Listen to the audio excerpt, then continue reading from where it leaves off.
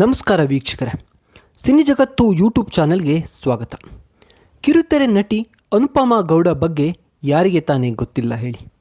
ಸದಾ ವಿವಾದಗಳಿಂದ ದೂರ ಇರಲು ಅವರು ಬಯಸ್ತಾರೆ. ಸಿನಿಮಾ ಹಾಗೂ ಕಿರುತೆರೆಯಲ್ಲಿ ನಟಿಸಿದ ಅನುಭವ ಅವರಿಗೆ ಇದೆ. ಹೀಗಿರುವಾಗಲೇ ಅವರು ಒಂದು ಶಾಕಿಂಗ್ ವಿಷಯ ರಿವೀಲ್ ಮಾಡಿದ್ದಾರೆ. ಅವರಿಗೆ ನಿಶ್ಚಿತಾರ್ಥ ನೆರವೇರಿದೆಯಂತೆ.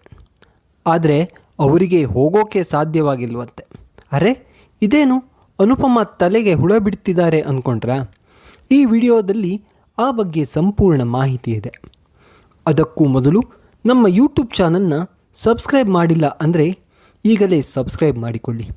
ಸಿನಿಮಾ ಹಾಗೂ ಧಾರಾವಾಹಿ ಬಗೆಗಿನ ಅಪ್ಡೇಟ್ಗಳನ್ನು ನಿರಂತರವಾಗಿ ಪಡೆಯಿರಿ. ಅನುಪಮಾ ಗೌಡ ಅವರು ಸೋಷಿಯಲ್ ಮೀಡಿಯಾದಲ್ಲಿ ಸಾಕಷ್ಟು ಜನಪ್ರಿಯತೆ ಪಡೆದಿದ್ದಾರೆ. ಅವರು ಈ ಮೊದಲು ಅಕ್ಕ ಹೆಸರಿನ ಧಾರಾವಾಹಿ ಮಾಡಿದರು.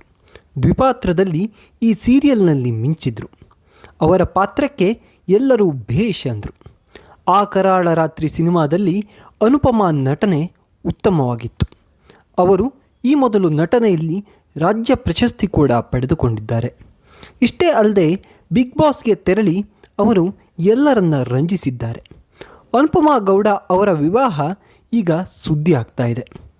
ಸೋಷಿಯಲ್ ಮೀಡಿಯಾದಲ್ಲಿ ಸೆಲೆಬ್ರಿಟಿಗಳು ಫೋಟೋ ಹಂಚಿಕೊಳ್ಳೋದನ್ನೇ ಫ್ಯಾನ್ಸ್ ಕಾಯ್ತಾ ಇರ್ತಾರೆ. ಈ ಫೋಟೋಗಳಿಗೆ ನಾನಾ ರೀತಿಯ ಅರ್ಥ ಕಲ್ಪಿಸಲಾಗುತ್ತೆ. ಅನುಪಮಾ ಗೌಡ ಅವರು ಕೆಲ ದಿನಗಳ ಹಿಂದೆ ಗೆಳೆಯ ರಾಘವ್ ಜೊತೆ ಇರುವ ಫೋಟೋಗಳನ್ನು ಹಂಚಿಕೊಂಡಿದ್ದರು.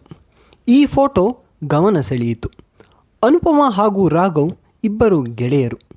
ಬರ್ಡೇ ಪ್ರಯುಕ್ತ ಈ ಫೋಟೋಗಳನ್ನು ಹಂಚಿಕೊಳ್ಳಲಾಗಿತ್ತು. ವಿವಿಧ ಸಮಯಗಳಲ್ಲಿ ತೆಗೆದ ಫೋಟೋಗಳು ಇವಾಗಿದ್ವು. ಇದನ್ನು ನೋಡಿದ ಅನುಪಮಾ ಗೌಡ ಅಭಿಮಾನಿಗಳು ತಪ್ಪಾಗಿ ಅರ್ಥೈಸಿಕೊಂಡರು. ಅನುಪಮಾಗೆ ರಾಘವ್ ಜೊತೆ ನಿಶ್ಚಿತಾರ್ಥ ಆಗಿದೆ ಅಂತ ಕೆಲವರು ಭಾವಿಸಿದರು. ಇನ್ನು ಕೆಲವರು ಅನುಪಮಾ ಹಾಗೂ ರಾಘವ್ ಪ್ರೀತಿಯಲ್ಲಿದ್ದಾರೆ ಅಂತ ಅಂದುಕೊಂಡರು. ಅವರಿಗೆ ಕಮೆಂಟ್ ಸೆಕ್ಷನ್ಗಳಲ್ಲಿ ಶುಭಾಶಯಗಳ ಮಹಾಪುರವೇ ಹರಿದು ಬಂತು. ಅಷ್ಟೇ ಏಕೆ, ಅವರು ನಿರೂಪಣೆಗಾಗಿ ಕಲರ್ ಶೋಗೆ ಹೋದಾಗ ಅವರಿಗೆ ಅಲ್ಲಿ ಎಲ್ಲರೂ ಶುಭಾಶಯ ಕೋರಿದ್ರಂತೆ. ಈ ದೊಡ್ಡ ಮಿಸ್ಅಂಡರ್ಸ್ಟ್ಯಾಂಡಿಂಗ್ ಬಗ್ಗೆ ಅನುಪಮಾ ಸ್ಪಷ್ಟನೆ ನೀಡಿದ್ದಾರೆ. ಈ ಬಗ್ಗೆ ವಿಡಿಯೋ ಮಾಡಿರೋ ಅವರು, ಒಂದು ಸೀಕ್ರೆಟ್ನ ಶೇರ್ ಮಾಡಿಕೊಳ್ಬೇಕಿತ್ತು. ನಾನು ಸಾಮಾನ್ಯವಾಗಿ ಯಾವುದಕ್ಕೂ ರಿಯಾಕ್ಟ್ ಮಾಡಲ್ಲ. ಆದರೆ ಶೂಟ್ಗೆ ಬಂದಾಗ ಎಲ್ಲರೂ ಕಂಗ್ರ್ಯಾಚುಲೇಷನ್ ಅಂದರು. ಮೆಸೇಜ್ ಕೂಡ ಬರ್ತಾ ಇತ್ತು. ನನ್ನ ಬೆಸ್ಟ್ ಫ್ರೆಂಡ್ ರಾಘವ್ ಜೊತೆ ಎಂಗೇಜ್ಮೆಂಟ್ ಆಯಿತು. ಆದರೆ ಎಂಗೇಜ್ಮೆಂಟಲ್ಲಿ ಪಾಲ್ಗೊಳ್ಳಲು ನನಗೆ ಸಾಧ್ಯವಾಗಿಲ್ಲ. ನಮಗೆ ಯಾರೂ ಮಾಹಿತಿ ಕೂಡ ನೀಡಿರಲಿಲ್ಲ. ಒಂದಷ್ಟು ಪೇಜ್ನವರು ಈ ರೀತಿಯ ಸುದ್ದಿಯನ್ನು ಹಬ್ಬಿಸ್ತಾ ಇದ್ದಾರೆ. ಮುಂದಿನ ಬಾರಿ ಒಳ್ಳೆಯ ಇಮೇಜ್ನ ಕ್ರಿಯೇಟ್ ಮಾಡಿ. ಉಂಗುರ ಹಾಕುವ ರೀತಿ ಫೋಟೋ ಇರಲಿ. ಈಗ ಹೇಗಿದ್ದರೂ AI ಬಂದಿದೆ, ಅದನ್ನು ಬಳಸ್ಕೊಂಡು ಚೆನ್ನಾಗಿರೋ ಫೋಟೋ ಮಾಡಿ. ಆಗ ಇನ್ನೂ ಖುಷಿಯಾಗತ್ತೆ. ಇನ್ನೂ ಟೈಮ್ ಇದೆ. ಮದುವೆನ ಈಗಲೇ ಮಾಡಿಸೋಕೆ ಹೋಗಬೇಡಿ.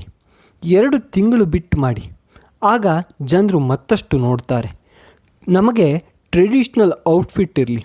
ನನ್ನ ಹಾಗೂ ರಾಘವ್ನ ಮದುವೆಗೆ ಕರೆಯೋಕೆ ಮರಿಬೇಡಿ ಅಂತ ಅನುಪಮಾ ಗೌಡ ಅವರು ಕೋರಿಕೊಂಡಿದ್ದಾರೆ. ಈ ಮೂಲಕ ವ್ಯಂಗ್ಯವಾಗಿಯೇ ತಮ್ಮ ಎಂಗೇಜ್ಮೆಂಟ್ ವದಂತಿಗೆ ಸ್ಪಷ್ಟನೆ ಕೊಟ್ಟಿದ್ದಾರೆ.